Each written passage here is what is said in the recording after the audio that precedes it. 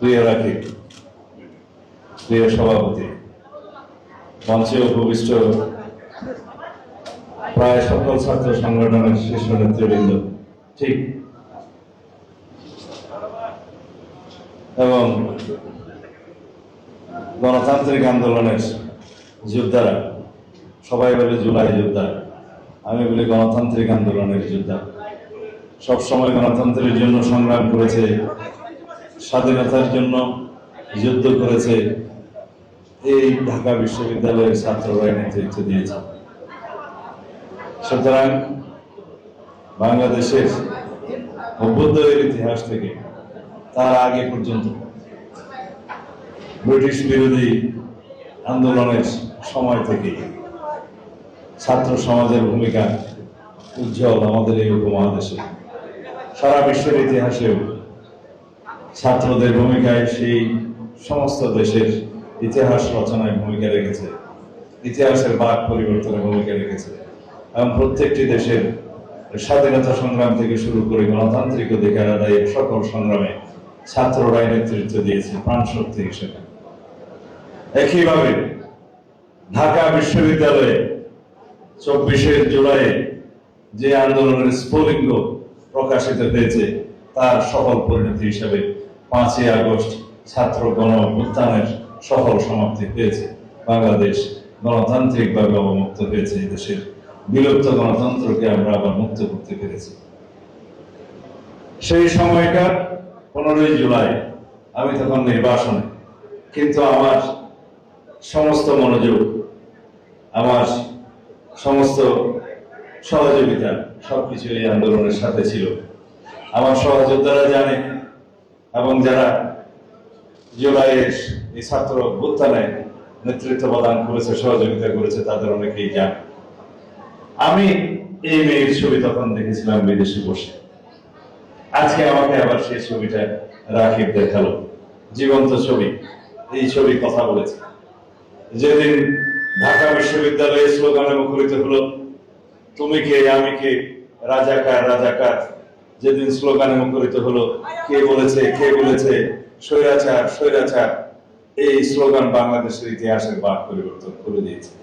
তার পরবর্তী দিনে সমগ্র বাংলাদেশে মাফিয়া ছাত্র সংগঠন, ছাত্রলীগ এবং আওয়ামী লীগ, যুবলীগের নেতৃত্বে সমস্ত শিক্ষা প্রতিষ্ঠানে হামলা চালালে এই তরুণী সেই হামলার শিকার হয় এবং তার একটি ছবি ভাইরাল হয় দেশে এবং বিদেশে। ছাত্র আন্দোলনের বাক ঘুরে যায়।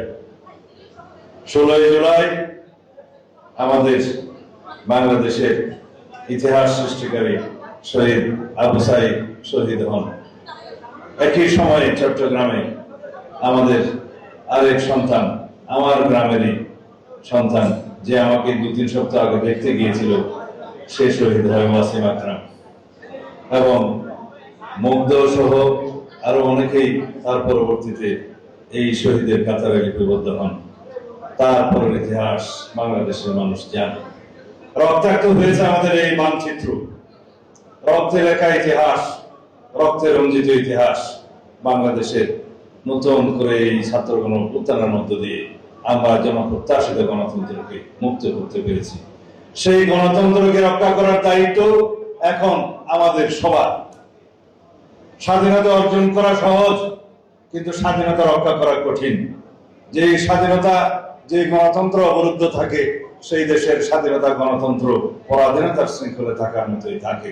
সুতরাং আমরা আর কখনো শৃঙ্খলিত হতে চাই না। আমাদের গণতন্ত্রকে আর কখনো স্বৈরাচারী শক্তি অবদমিত করে রাখবে, পদদলিত করতে পারবে, সেটা আমরা দিতে চাই না। সেই জন্যই আমরা সংবিধানের গণতান্ত্রিক সংস্কার করতে চাই, সংশোধন করতে চাই। রাষ্ট্র কাঠামোর গণতান্ত্রিক সংস্কার করার জন্য আমরা 31 দফা প্রণয়ন করেছিলাম। তার প্রেক্ষিতে আমরা নির্বাচনী ইশতেহার সেগুলোর প্রতিফলন ঘটিয়েছি। আমরা সারা বাংলাদেশের সকল রাজনৈতিক দল, ফেসিবাদী শক্তি বাদে সবাই একত্রিত হয়ে জাতীয় ঐকমত্য কমিশনে আমাদের সংস্কার প্রস্তাবগুলো আমরা একত্রিত করেছি এবং জাতীয় জুলাই জাতীয় সনদ আমরা স্বাক্ষর করেছি। আমাদের ঘোষণাপত্র হয়েছে এবং জুলাই জাতীয় সনদ অনুসারে আমরা সংবিধান সহ অন্যান্য আইন কানুনে আমাদের সংস্কার সাধন করব। এটা আমাদের প্রতিশ্রুতি, এটা আমাদের অঙ্গীকার।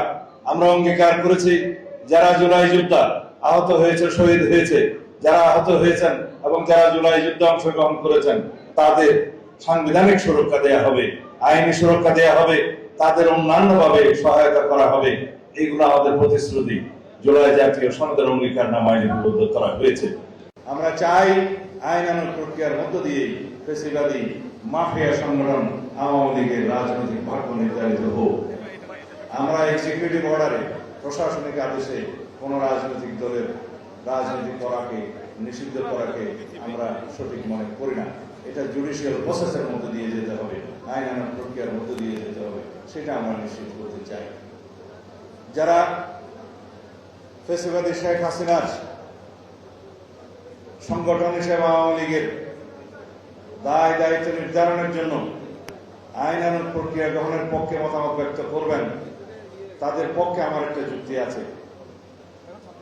কথা হচ্ছে, রাজনৈতিক সংগঠনের রাজনৈতিক ম্যানিফেস্টোর প্রেক্ষিতে যদিও অবৈধ, তারা রাজনৈতিক দলের শীর্ষ নেতৃত্ব হিসেবে সরকার পরিচালনা করেছেন। অবৈধ প্রধানমন্ত্রী হলেও প্রধানমন্ত্রী নাম ছিল, তার দায় দায়িত্ব সেই সংগঠনকে নিতে হবে। যে সমস্ত সংগঠনের নেতা কর্মীরা গণহত্যা চালিয়েছে তাদের দায় দায়িত্ব সেই সংগঠনকে নিতে হবে। আমরা জানি নুরেমবার্গ ট্রাইব্যুনালের মধ্য দিয়ে সেই সময়কার সংগঠন, হিটলারি সংগঠনকে রাজনৈতিক অধিকারকে বঞ্চিত করা হয়েছে, কেড়ে নেওয়া হয়েছে, নিষিদ্ধ করা হয়েছে। গেস্টাপোর প্রতি তাদের নিষেধাজ্ঞা আছে, নিষিদ্ধ করা হয়েছে। সেই সময় দ্বিতীয় বিশ্বযুদ্ধের সময়কাল ছিল, তখনও তারা গণহত্যা করেছে।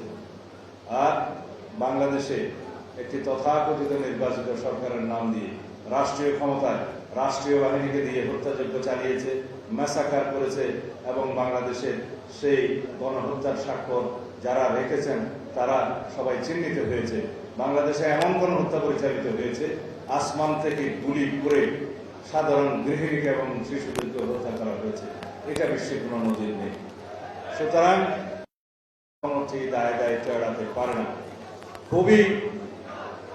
খুবই লজ্জিত হই যখন এই ফ্যাসিবাদী গণহত্যাকারী আওয়ামী লীগ এবং তার প্রধান শেখ হাসিনা এবং তাদের দলীয় নেতা কর্মীরা এই গণহত্যার জন্য তাদের ন্যূনতম কোনো অনুশোচনা নাই, ক্ষমা প্রার্থনা তো দূরের কথা, জুলাই যোদ্ধাদেরকে তারা অপরাধী হিসেবে তকমা দিচ্ছে।